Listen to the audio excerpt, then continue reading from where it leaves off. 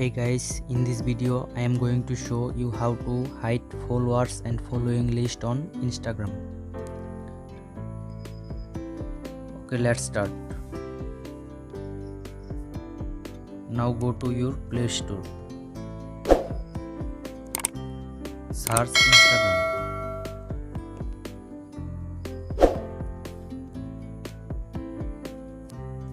Now update your Instagram app.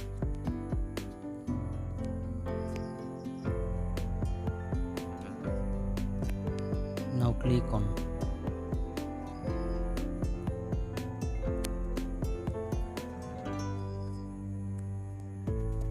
Now click on profile icon.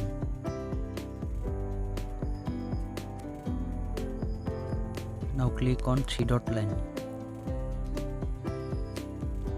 Scroll down. Now click on account privacy.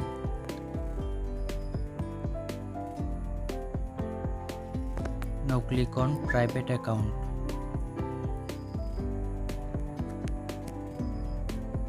Now click on switch to private.